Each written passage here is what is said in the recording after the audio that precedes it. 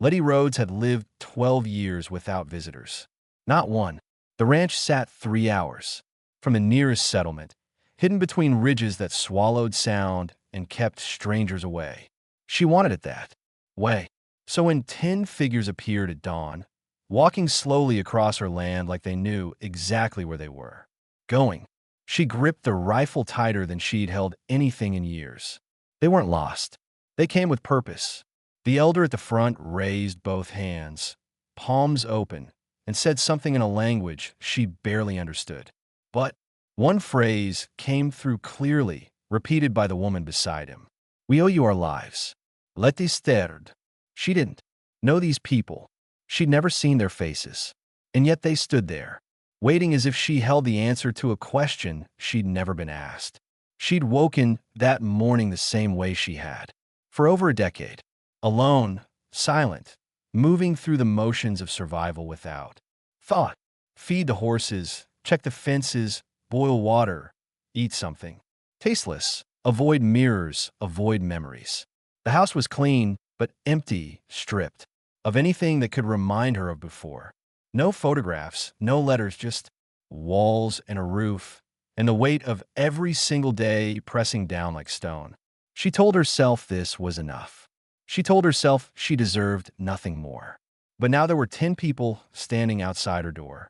They carried woven blankets, clay pots, dried herbs bundled in leather cord offerings. The elder stepped forward again, his weathered face lined with something Letty hadn't seen in years. Warmth. Real, unguarded warmth. He gestured toward the young woman beside him, who looked no older than 25, with dark braided hair and eyes that glistened with emotion Letty couldn't name. The woman spoke in halting words, struggling to bridge the language gap. "You saved her. 12 winters passed. She was dying. You brought her through the cold to our healer. She lived." The woman placed a hand on her own chest. "I lived." Letty's throat closed. She shook her head slowly, stepping back. No, that wasn't possible. She didn't remember. She didn't save anyone. The woman took another step forward, desperation flickering across her face. "You don't remember the storm? The blood? You carried me for hours." The elder spoke again, his voice low and steady, and the woman translated haltingly. He says, "You gave us back what we thought was lost. We searched for you for years. We owe you everything." Letty's hands trembled. She wanted to scream at them to leave.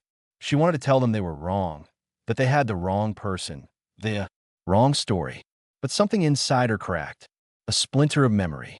A night of ice and wind. A small body barely breathing. Blood on her hands. And the unbearable, suffocating weight of knowing she'd been too late for her own child. She slammed the door shut. Her breath came in shallow gasps. Outside, she heard nothing. No footsteps walking. Away, no voices fading, just silence. And then, faintly, the sound of something being placed on her doorstep. She pressed her back against the wall, eyes squeezed shut, trying to block out the flood of images threatening to drown her. But the woman's words echoed in her skull, relentless and undeniable. "You saved her." Letty hadn't saved anyone that mattered. She'd failed. She'd lost everything.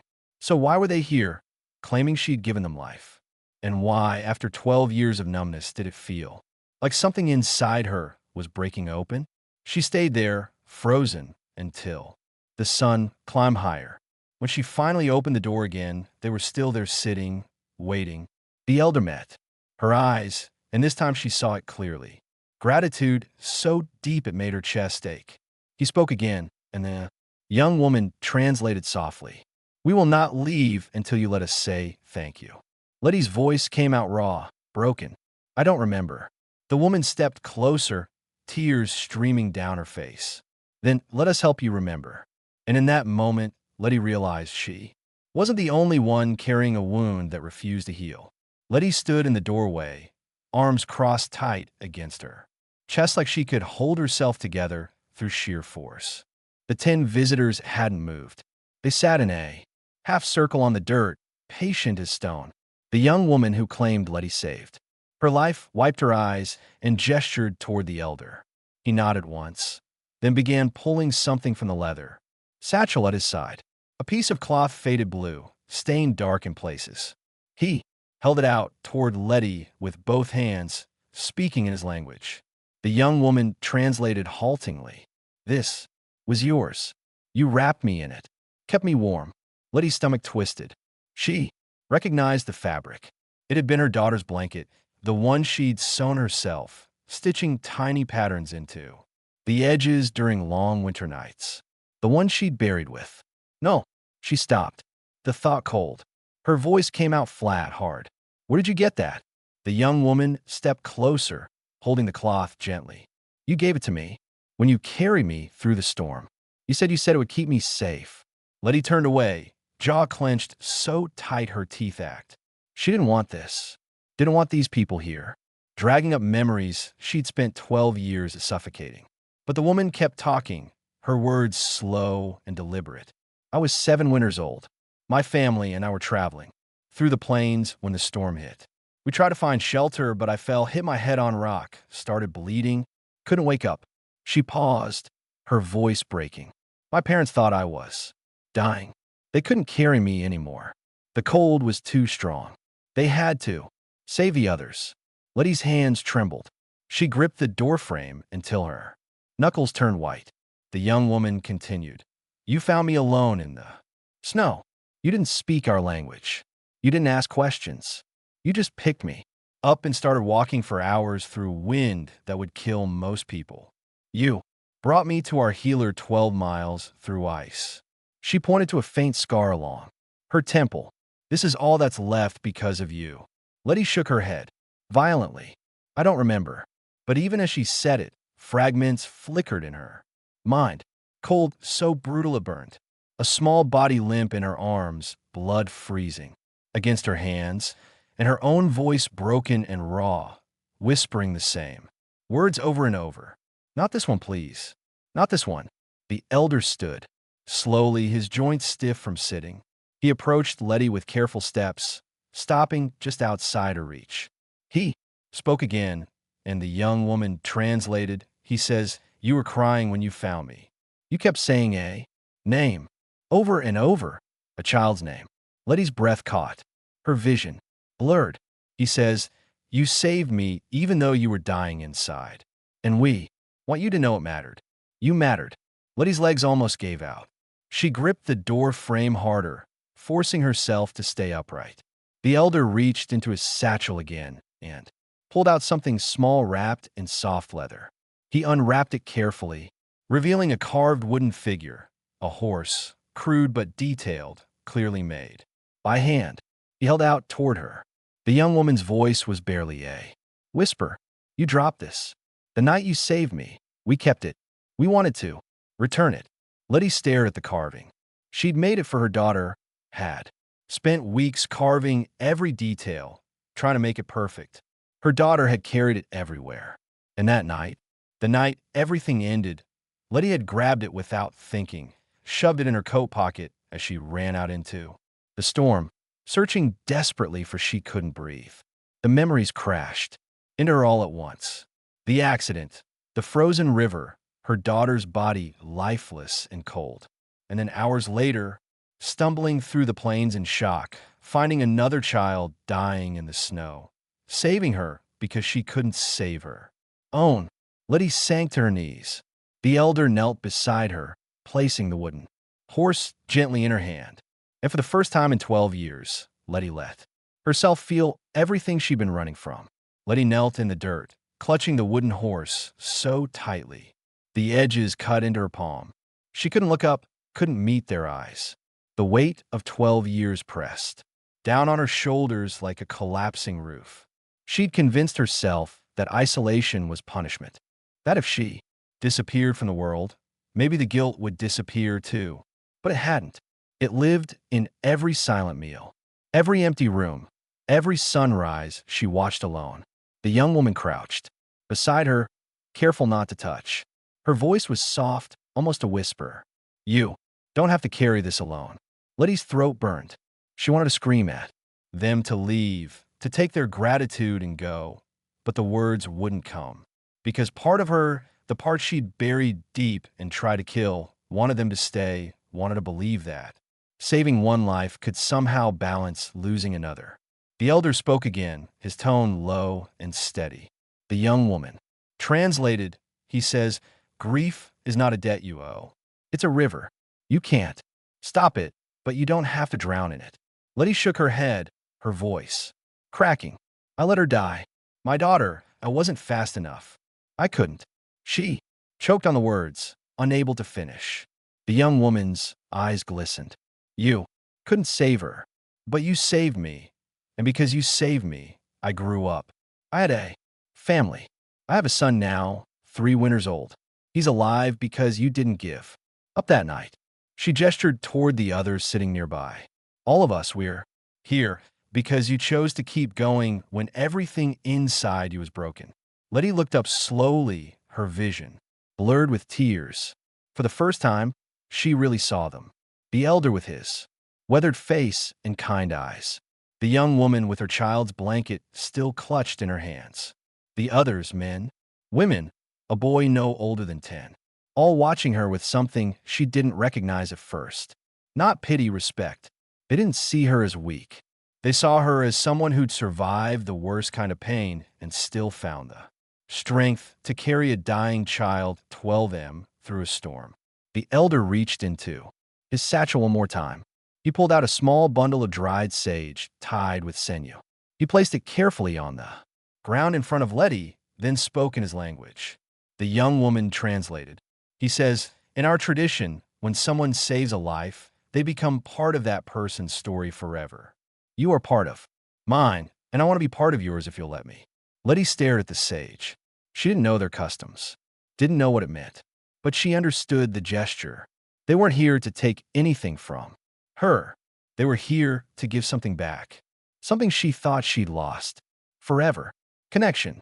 Letty's hands shook as she reached for the sage. She held it, carefully like it might break. I don't know how to do this, she whispered. The young woman smiled gently. You don't have to know. You just have to let us try. For a long moment, no one spoke. The wind moved through the tall grass, carrying the scent of earth in distance. Letty closed her eyes, feeling the weight of the wooden horse in one hand and the sage in the other. 2 pieces of a life she thought had ended. The elder stood slowly, brushing dust from his knees. He gestured toward the others, and they began unpacking supplies dried meat, woven blankets, clay jars filled with something Letty couldn't identify. The young woman looked at her. We brought food and stories. If you'll share a meal with us. Letty opened her mouth to refuse, to tell them she didn't deserve their kindness. But before she could speak, the boy, no older than 10, ran forward with a wooden bowl, holding it out toward her with both hands. His eyes were bright, hopeful, and Letty realized something that made her chest ache. They weren't here to fix her. They were here because they understood what it meant to almost lose everything. And in that moment, she made a choice she hadn't thought she'd ever make again. She nodded. They sat in a circle outside Letty's house, the sun climbing higher and warming the air just enough to soften the morning chill. The elder arranged small portions of dried meat and flatbread on a woven mat, handling each piece with care. The young woman sat beside Letty, close, but not too close, giving her space to breathe. Letty held the wooden bowl in her lap, staring at the food like she'd forgotten what it meant to share a meal with another person, because she had, for 12 years, every bite had been eaten alone, every silence unbroken. The boy who'd given her the bowl watched her with curious eyes. He couldn't have been more than 10 winters old, his dark hair falling across his forehead in uneven strands. He pointed at Letty, then at himself, and grinned. The young woman laughed softly. You want to know if you like horses? He saw yours in the corral. Letty's throat tightened. She nodded. Slowly. I do. The boy's grin widened, and he launched into rapid speech, gesturing wildly. The young woman translated with patience. He says he wants to learn to ride like you. His father told him, you crossed 12 miles through a blizzard without losing your way. He thinks that makes you the bravest person he's ever heard of. Letty's chest ached. Brave. She hadn't felt brave in over a decade. She felt like a coward, running, hiding, letting the world forget she existed because she couldn't forgive herself for one terrible moment. She set the bowl down carefully, her hands shaking. I'm not brave. I was running that night, running from what I couldn't. Feeks. The young woman looked at her steadily, and yet you stopped. You could have kept running, but you saw me and you stopped. Letty's voice cracked. I didn't think. She paused, searching for words that wouldn't come. I couldn't let another child die. Not when I could do something, even if it didn't matter. The elder spoke, his tone firm but gentle. The young woman translated. He says, it mattered to me. It mattered to my family. It mattered to everyone sitting here. She gestured around the circle. My parents, my husband, my son, all of us exist in this moment because you didn't give up. Letty looked around the circle slowly. She saw faces marked by hardship, by his survival, by losses they'd carried and somehow learned to live with. They weren't here because they pied her. They were here because they recognized her. They'd all walked through storms. They'd all lost things. They couldn't get back, and they kept going. The elder reached for a piece of flatbread, tore it carefully in half, and offered one piece to Letty. She hesitated, then took it. He nodded once, approving, and took a bite of his own. They ate in silence for a while. Letty chewed slowly, tasting food that wasn't just fuel for survival. It was connection. It was acknowledgement.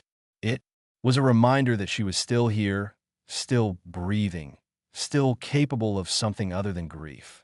The young woman finished her portion and looked at Letty with quiet intensity. Can I ask you something? Letty nodded, bracing herself. What was her name? Your daughter. The air left Letty's lungs. She hadn't spoken that name aloud in 12 years. Hadn't let herself think it without drowning. But now, surrounded by people who'd traveled days to thank her for something she'd done in the darkest moment of her life, she felt something shift. Clara, she whispered. Her name was Clara. The young woman repeated it, softly with reverence. CL. And she placed a hand over her heart. Thank you for telling me. Letty's vision blurred. She wiped her eyes, roughly angry at herself for crying in front of strangers. But the young woman didn't look away, didn't offer empty comfort. She just sat there present, letting Letty feel what she needed to feel. The elder spoke again, and the young woman translated. He says, grief is the price we pay for love, and your love for Clara is still here. In everything you do and the fact that you saved me, she lives in that choice. Letty shook her head. I don't know if I can believe that. The young woman smiled gently. You don't have to. Not yet. But maybe one day you will. And in that moment, Letty realized they weren't leaving. Not today. Maybe not tomorrow. They'd come to give her something she thought was gone forever, and she didn't know if she was ready to accept it. The afternoon stretched long and quiet. The visitors made no move to leave. They sat in the shade near Letty's house, talking in low voices, occasionally laughing at something the boy said. Letty watched them from the doorway, feeling something she couldn't name. Not quite peace, not quite acceptance, but something close to it. Something that scared her more than the isolation ever had. Because if she let them in, if she let herself feel connected again, she'd have something to lose. And she didn't know if she could survive losing anything else. The young woman approached slowly, carrying a clay jar filled with water. She offered it to Letty without words. Letty took it, drank deeply, then handed it back. The young woman sat on the porch step beside her, staring out at the plains.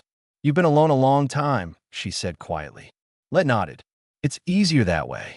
The young woman tilted her head, considering. Is it, or is it just what you're used to? Letty didn't answer. The young woman continued. After you saved me, I didn't speak for 2 years. Not a single word. My parents thought I'd forgotten how. But I hadn't. I just didn't want to say anything that might make what happened real. She paused, her voice dropping. I was afraid that if I spoke about that night, I'd remember how cold it was, how scared I was, how my parents left me in the snow because they thought I was already gone. Let's breath caught. They came back for you. The young woman nodded eventually, but the fear stayed. The belief that people would leave me if things got hard enough. It took years to trust anyone.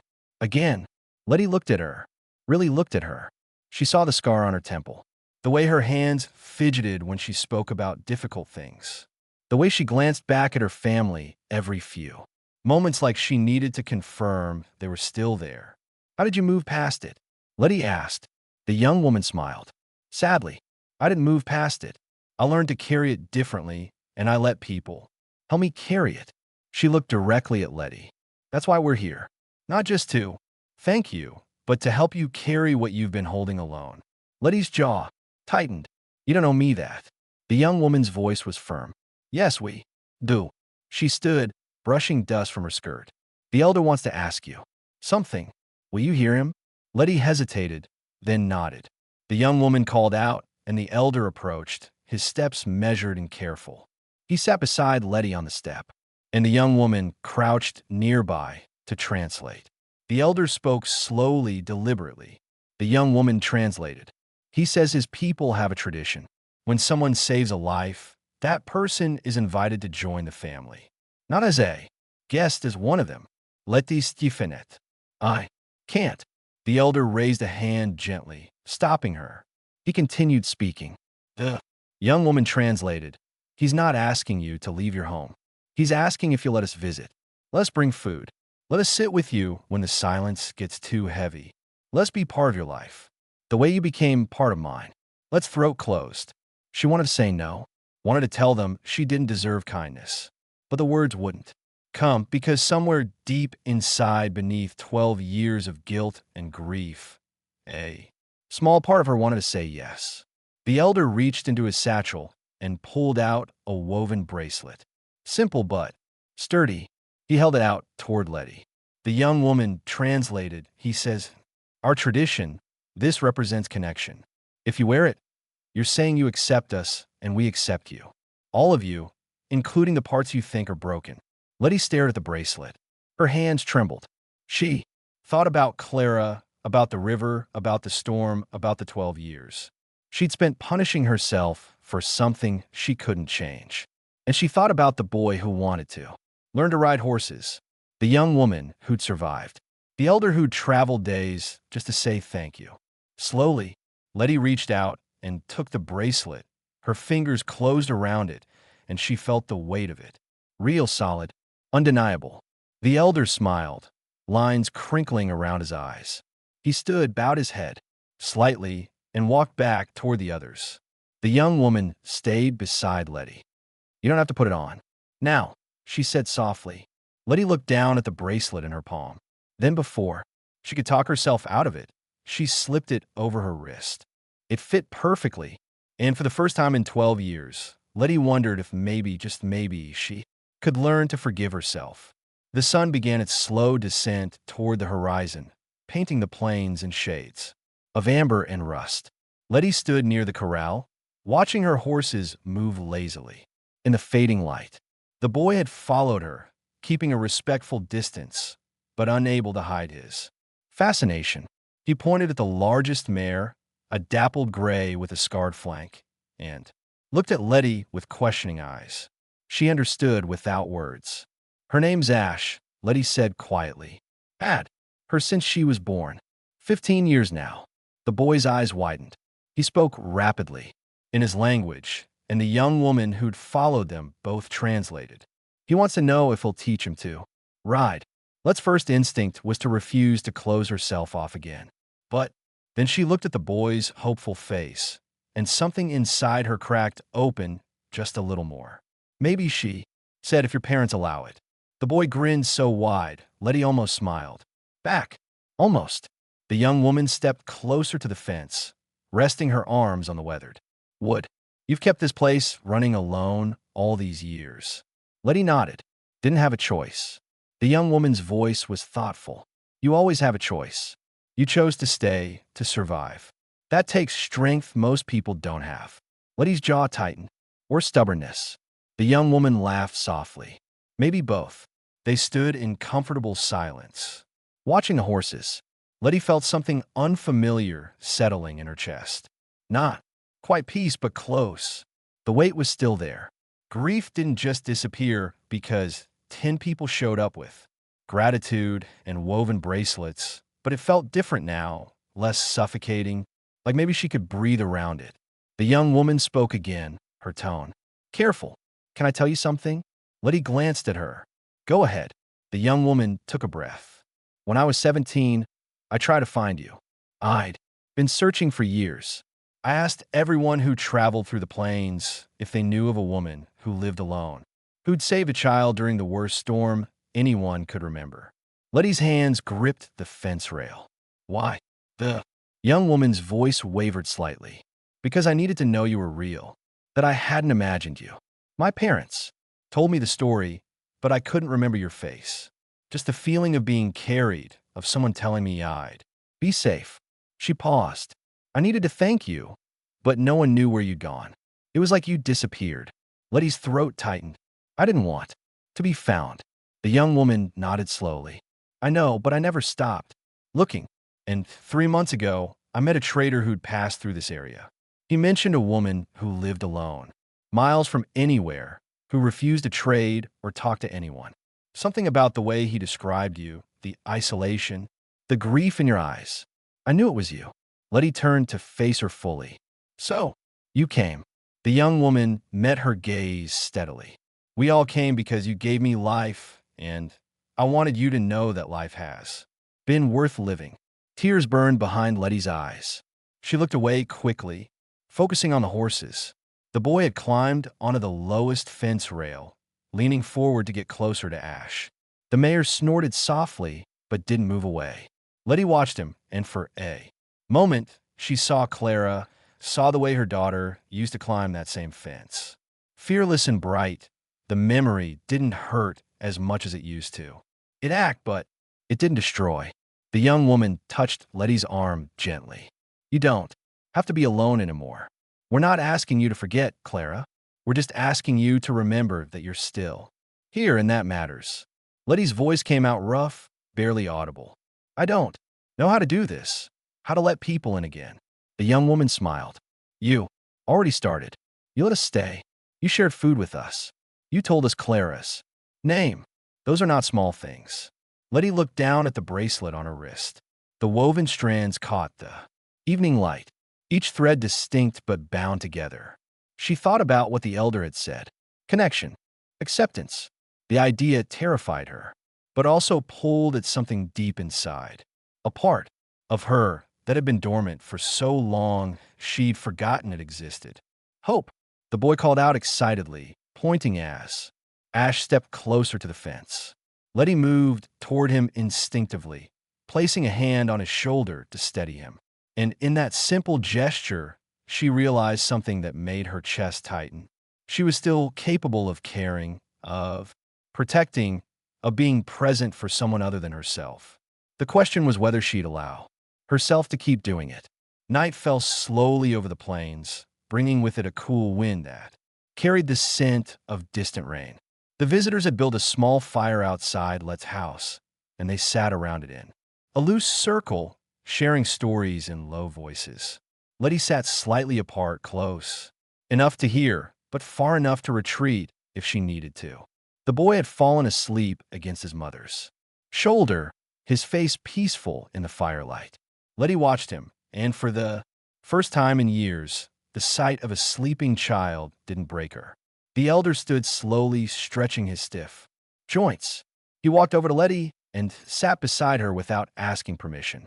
They sat in silence for a long moment, the fire crackling between them and the group. Finally, he spoke in his language, his voice low and measured. The young woman moved closer to translate. He says, we leave at dawn. Let's chest tightened. She'd known they couldn't stay forever, but hearing it made something inside her lurch. The young woman continued. Our village is 10 days' travel from here. We have responsibilities. People waiting for us. Letty nodded stiffly. I understand. The elder spoke again, and the young woman's voice softened. He says this doesn't have to be goodbye. We want to come back. Bring food. Help with the ranch. Teach the boy to ride if you'll let us. Letty's throat closed. Why? You've done what you came to do. You thank me. You don't owe me anything else. The elder shook his head firmly, speaking with quiet intensity. The young woman translated. He says you're wrong. This isn't about debt. This is about family, and family doesn't abandon each other. Letty looked away, blinking hard against the tears, threatening to spill. Family. She hadn't had family in 12 years. Hadn't let herself even think the word. The young woman crouched in front of her, forcing eye contact. He's asking you a question. Will you let us come back in 3 months when the weather is warmer? Will you let us be part of your life? Letty's hands trembled. Every instinct screamed at her to refuse to close the door, to return to the safety of isolation where nothing could hurt her because there was nothing left to lose. But then she thought about the boy's grin when she said maybe she'd teach him to ride, about the Eller's quiet respect, about the young woman's determination to find her after years of searching, about Clara, who would never grow up, never laugh again, never climb the fence to pet the horses, and she thought about what the young woman had said. Your love for Clara lives in the choices you make. If she sent them away, if she locked herself behind walls. Again, what would that say about Clara's memory? That grief was stronger than love. That loss meant giving up. Letty's voice came out rough, shaking. 3 months? The young woman nodded, hope flickering in her eyes. 3 months. We'll bring supplies. Stay a few days. Help. You prepare for winter. Letty looked at the bracelet on her wrist. The firelight made the woven threads glow like embers. She thought about the wooden horse in her pocket, about the blue blanket that had kept a dying child warm, about 12 years of silence that hadn't healed anything, and she thought about the terrifying, fragile possibility that maybe, just maybe, she could learn to live again. She met the Eller's sighs. He waited patiently, no judgment on his weathered face, just acceptance, just the quiet offer of connection. Letty took a shaking breath. Okay. The word came out barely above a whisper. 3 months. The Eller's face broke into a smile. He reached out slowly, giving her time to pull away, and placed his hand over hers. The touch was gentle, respectful. He spoke one word in his language, and the young woman translated. Family. Letty's tears finally spilled over. She didn't try to stop them. The young woman squeezed her shoulder. You're not alone. Anymore. Even when we're not here, you're not alone. Letty wanted to believe that. Wanted to trust that this fragile thread of connection wouldn't snap the moment they left. But fear still gripped her chest. What if she let them in and then lost them? What if she opened herself up to carrying in it? Destroyed her all over again? The elder seemed to sense her fear. He spoke again, his voice firm but kind. The young woman translated. He says, courage isn't the absence of fear. It's the choice to move forward despite it. You've already done the hardest part. You let us in. The rest will come. Letty wiped her eyes roughly. What if I can't do this? What if the young woman interrupted gently? Then we'll be here to help you try again. That's what family does. Dawn broke cold and clear. Letty stood outside her house, watching the 10 visitors prepare for their journey. They moved with quiet efficiency, rolling blankets, securing packs, checking supplies. The boy was still half asleep, rubbing his eyes as his mother tied his coat tighter against the morning chill. The elder approached Letty one final time. He placed both hands over his heart, then extended them toward her. The young woman translated. He says, thank you for letting us honor you, for accepting us. Letty's throat tightened. I should be thanking you. The elder shook his head gently. He spoke again, his voice steady. The young woman translated. He says, you gave me life twice. Once when you carried me through the storm, and again today when you chose to live instead of just survive. Letty looked at the young woman. No longer the 7-year-old child bleeding in the snow, but a mother, a wife. Someone who'd built a life because Letty hadn't given up that night. The young woman stepped forward and embraced her. Letty stiffened at first, then slowly, carefully let herself return it. They held each other for a long moment. Two people connected by grief and survival and the fragile hope. That tomorrow could be different than yesterday. When they pulled apart, the young woman pressed something into Let's hand, a small bundle wrapped in cloth. Open it after we leave, she whispered.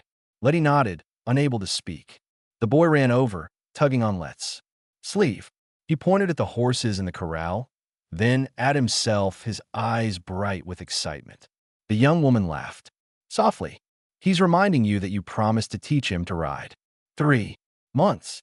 Letty looked down at the boy, and for the first time in 12 years, she smiled. Not a big smile, not an easy one, but real. 3 months, she said. The group began walking, their figures growing smaller. Against the vast plains, Letty stood, watching until they disappeared beyond the first ridge. Then she was alone. Again, the silence returned, but it felt different now. Not oppressive, not suffocating, just quiet. She looked down at the bundle in her hand and unwrapped it. Carefully, inside was a small carved figure, a woman on horseback.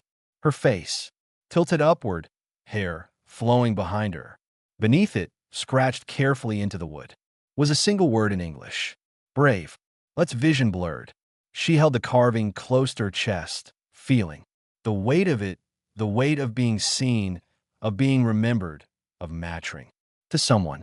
She walked slowly back into her house. It looked the same. Board, walls, simple furniture, nothing unnecessary. But something had shifted. She set the carved figure on the table beside the wooden horse she'd made for Clara. 2 pieces of her life. One she'd lost, one she'd saved. Both part of who she was. Letty moved to the window and looked out at the plain, stretching endlessly in all directions.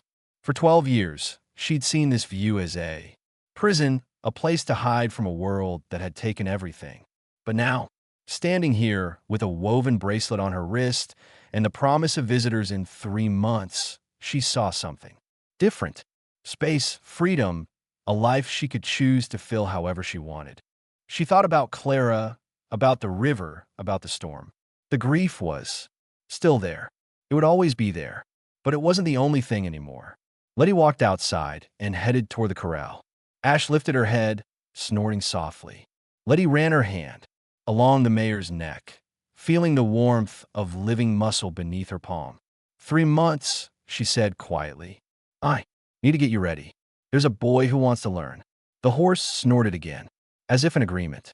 Letty leaned her forehead against Ash's neck, breathing in the familiar scent of hay and earth. An animal warmth. She was still alone, but she wasn't lonely. Not anymore, because in 3 months, 10 people would return. And when they did, she'd be here, waiting, ready, alive. She looked at the bracelet on her wrist, the threads catching the morning light. Connection, family, hope. She'd spent 12 years believing she didn't deserve any of it. But the truth was simpler and more painful. She'd been punishing herself for being human, for failing to save someone she loved more than life itself. But Clara wouldn't have wanted this. Wouldn't have wanted her mother to disappear into silence and grief. She would have wanted Letty to live. And now, finally, she could try. If you enjoyed this story, click the video on your screen now to discover another powerful tale from the frontier where courage and redemption collide in unexpected ways. Don't forget to subscribe and consider a super chat to help us bring you more stories like this one.